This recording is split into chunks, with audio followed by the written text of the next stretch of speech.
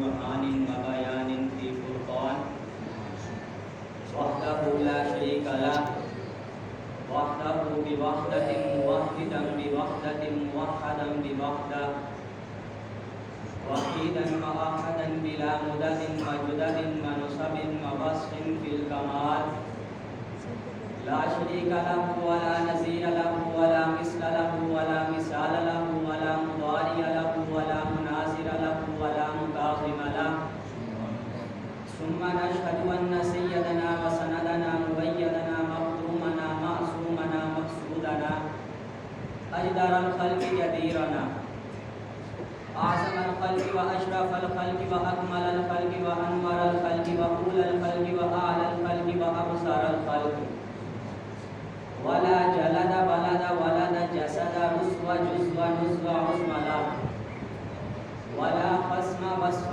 عيب غاب بيت خصم له تبارك الله وتعالى في الكلام المجيد والفرقان الحميد وما آتاكم الرسول فخذوه وما نهاكم عنه فانتهوا صدق الله العظيم وصدق رسوله النبي الكريم الأمين إن الله وملائكته يصلون على النبي يا أيها الذين آمنوا صلوا عليه وسلموا تسليما الصلاة والسلام عليك يا سيدي يا رسول الله وعلى آلك وأصحابك يا حبيب الله الصلاة والسلام عليك يا سيدي يا رسول الله وعلى آلك وأصحابك يا محبوب رب العالمين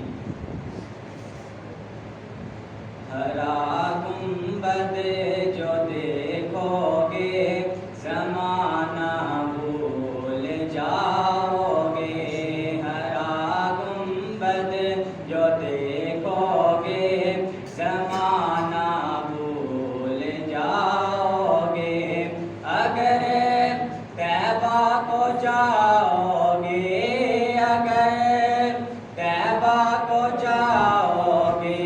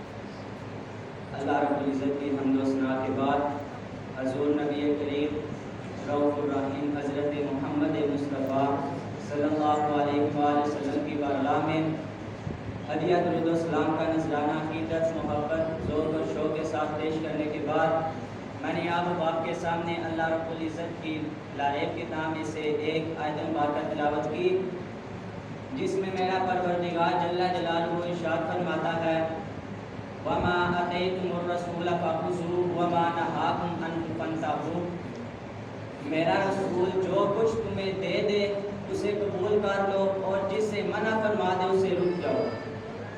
آپ سب احباب کو معلوم ہوگا کہ رمضان المبارک کا بابرکت مہینہ ختم ہو چکا ہے۔ اس بابرکت مہینے کے ختم ہونے پر اللہ رب العزت کے محبوب نے ہمیں یہ عید کا تحفہ بخشا۔ عید کا تحفہ اس سے پہلے کی سنت اور احکامات سماعت فرما لیجیے۔ جب بھی عید الفطر کی نماز پڑھنے سے گھر سے نکلیں تو کچھ میٹھا کھا کر نکلیں۔ اگر تال کھجورے ہو جائے تو بہتر ہے، نہیں تو کوئی بھی میٹھی چیز کھا کر نکلیں۔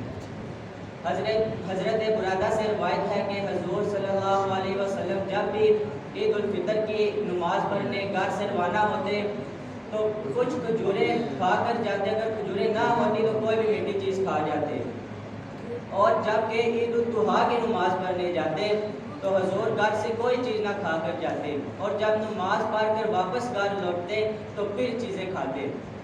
دوسری سنت پر سماعت فرما لیجیے، نئے کپڑے پہننا۔ اگر نئے کپڑے نہیں ہیں تو دھلے ہوئے صاف ستھرے کپڑے پہن لیجیے، اس سے بھی سنت ہو جائے گی۔ اس کے بعد تیسرے نمبر پر خوشبو لگانا۔ خوشبو لگانے کے بعد جب عید الفطر کی نماز پڑھنے کے لیے مسجد میں یا عیدگاہ میں روانہ ہو تو جاتے ہوئے اور آتے وقت تسبیحات پڑھنا۔ تسبیحات کیا ہے؟ اللہ اکبر لا الہ الا اللہ واللہ اکبر وللہ الحمد، جاتے ہوئے بھی اور آتے ہوئے بھی یہ تکبیرات پڑھنا۔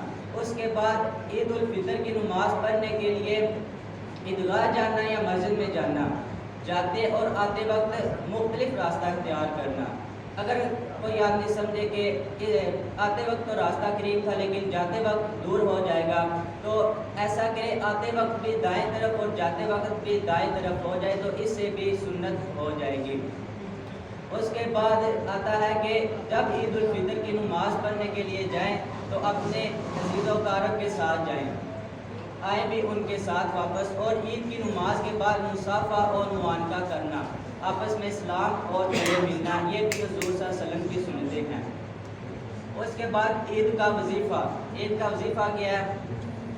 حضور نبی کریم رؤوف الرحیم صلی اللہ علیہ وسلم کی حدیث مبارکہ ہے، آپ نے فرمایا کہ جو شخص عید الفطر کے دن 300 مرتبہ سبحان اللہ و بحمدہ سبحان اللہ العظیم پڑھے گا اور پڑھ کر قبرستان میں جتنے بھی لوگ دفن ہیں ان سب کو بخش دے گا تو اللہ تبارک و تعالیٰ ان سب لوگوں کے جو فوت ہو چکے ہیں ان کی قبر میں 1000 انوار داخل فرمائے گا، اور جب وہ پڑھنے والا آدمی خود فوت ہو جائے گا تو اللہ اس کی قبر میں بھی 1000 انوار داخل فرمائے گا۔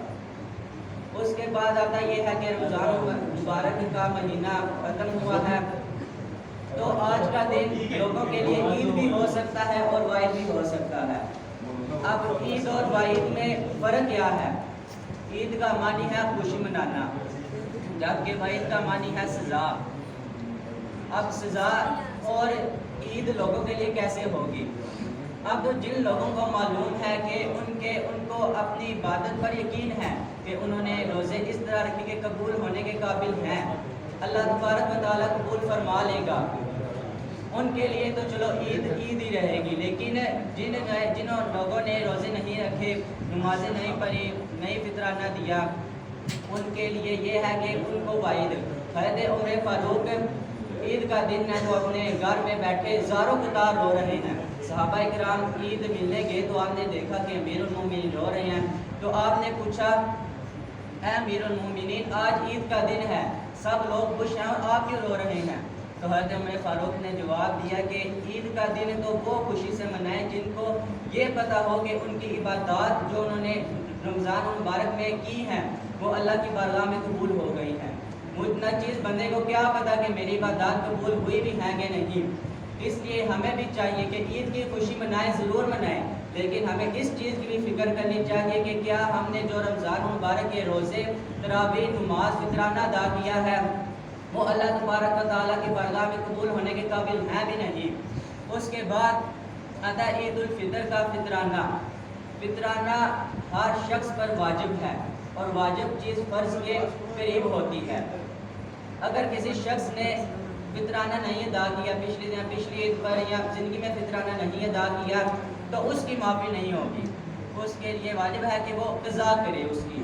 اگر عید الفطر کی نماز سے 5 منٹ پہلے بھی اگر کوئی بچہ پیدا ہو گیا تو اس پر بھی فطرانہ ادا کرنا واجب ہوگا۔ اس کے بعد یہی ہے کہ اللہ تبارک و تعالیٰ سے دعا ہے کہ ہم نے جو رمضان مبارک کے روزے رکھے وہ قبول کر لے اور ہماری عید کو عید ہی رہنے دے، وعید میں تبدیل نہ ہو۔ اللہ تعالیٰ سے دعا ہے کہ ہم سب کو عمل کرنے کی توفیق عطا فرمائے۔ آمین و آخر دعوانا الحمدللہ رب العالمین۔